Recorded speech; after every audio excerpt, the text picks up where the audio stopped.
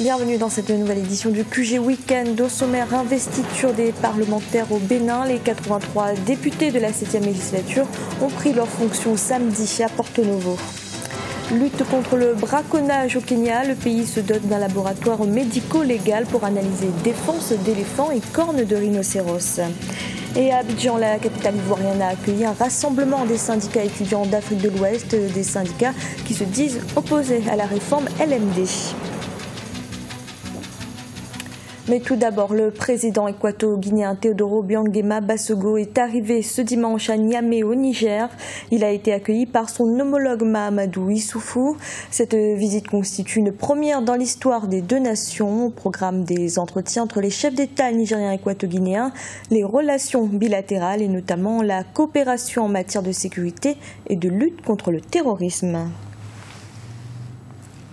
Au Bénin, les 83 députés de la 7e législature ont été investis dans leurs fonctions ce samedi à Porto Novo, où se trouve le Parlement. Des députés élus le 26 avril dernier, parmi ceux-ci des habitués des bancs de l'Assemblée nationale, mais aussi des nouveaux entrants. Tous devront désigner dans quelques jours les membres du bureau parlementaire. Un reportage de notre correspondant Lefty Ono. Les députés de la 7e législature ont été installés samedi. 3 temps forts ont marqué cette cérémonie. Il s'agit de la lecture de la décision de la Cour constitutionnelle qui déclare élus les 83 députés, la communication des recours en invalidation et le discours de la doyenne d'âge. Au-delà des communications, les élus du peuple se félicitent de la tenue à bonne date de l'installation. La date du 16 a été respectée et on a vu que c'était dans une grande joie, une occasion d'échange, on s'est vu, on s'est congratulé, c'était formidable. Et la doyenne d'âge, elle a pu libérer ses émotions.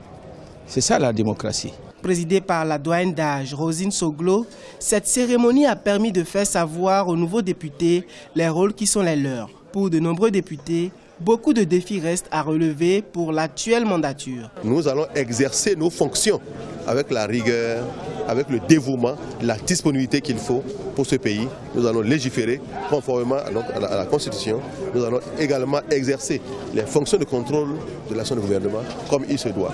Après l'installation des députés, place maintenant aux tractations qui vont conduire à l'élection du bureau parlementaire. Cette élection du bureau se tiendra mardi 19 mai 2015. Dans l'actualité également, Djibouti est actuellement courtisé par la Chine qui veut y installer une base militaire.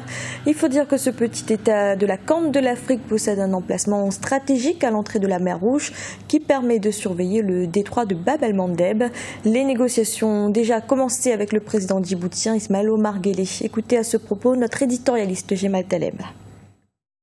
L'implantation de la Chine à Djibouti a un sens évident. Nous sommes dans un monde de plus en plus multipolaire. Les Chinois créent leur propre institution financière internationale, une banque assez hégémonique, assez puissante dans la région. Et donc, ils sont aujourd'hui sans doute le premier, ou en tout cas l'un des premiers financeurs sur le continent africain. Leur présence à Djibouti a un double sens. Elle a un sens, c'est que d'abord, elle fait poids ou contrepoids contre la présence culturelle, traditionnelle française dans la région, mais aussi américaine depuis 2003. Et puis en même temps, compte tenu du fait que la Chine est aujourd'hui le premier pays partenaire du continent africain dans tous les domaines. Quand on a des intérêts économiques importants, on a aussi des intérêts militaires importants qui les protègent quelque part. Et donc, cela consacre encore une fois le poids de plus en plus important de la Chine dans le monde et singulièrement sur le continent africain. Le Kenya a ouvert ce vendredi à Nairobi un laboratoire médico-légal. Les analyses de défense d'éléphants et de cornes de rhinocéros permettront de gagner en efficacité dans les poursuites judiciaires contre les braconniers.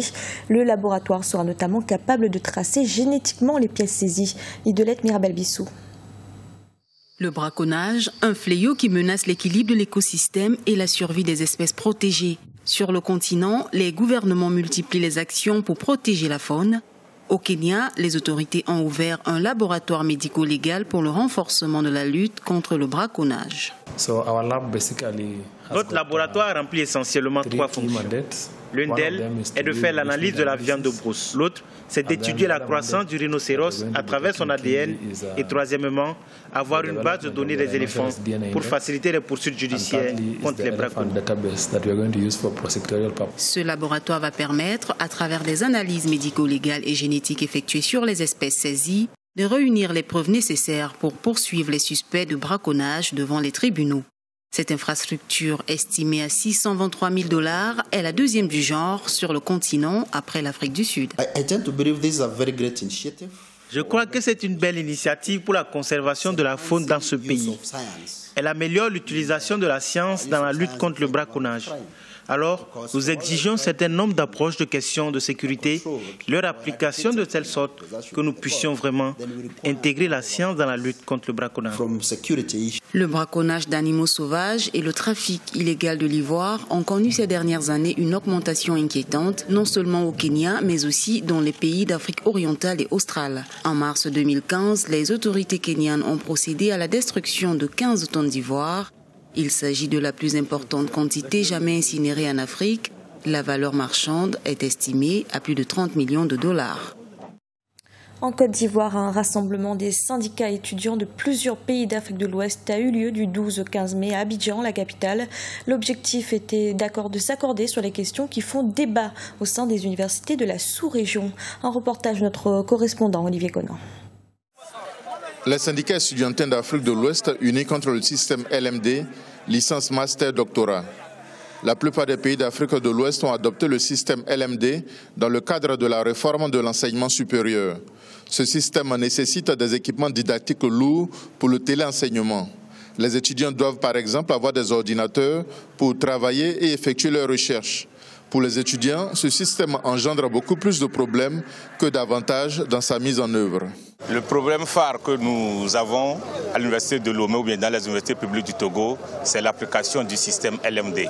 Nous avons l'impression que le système LMD ne s'applique pas comme cela se doit et chaque pays fait ce qu'il peut faire ou bien les moyens. Or, c'est un système extrêmement coûteux qui n'est pas adaptable à nos pays, à nos réalités africaines ici. Ce que nous obtenons comme formation n'est plus adéquat avec le système professionnel.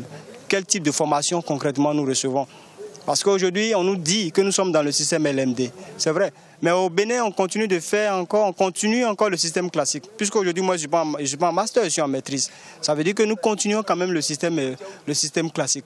Les étudiants ouest-africains sont également confrontés à des difficultés d'ordre académique et social qui freinent la bonne marche de leurs études, comme les frais d'inscription élevés et les problèmes de restauration. Il y a des questions liées à l'hébergement, au logement, à la bourse des étudiants, des questions qui sont liées même au transport. Quand cela n'est pas bien réglé, cela ne favorise pas en tout cas le bon résultat de l'étudiant ou de l'élève. Vous comprenez? Il y a aussi aujourd'hui le fait que les enseignants, quand ils décident de défendre leurs intérêts, cela aussi constitue véritablement un problème dans la formation. Comprenez que quand la formation est entrecoupée, à cause des grèves à répétition, cela a une influence négative. Les syndicats étudiantins du Bénin, Burkina Faso, Niger, Togo et Côte d'Ivoire se sont formellement regroupés pour créer la CESA, Confédération étudiantine scolaire de l'Afrique.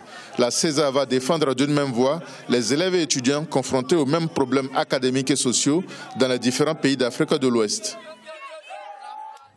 C'était le journal de la rédaction. Merci de l'avoir suivi. Retrouvez dans un instant une nouvelle édition de l'information.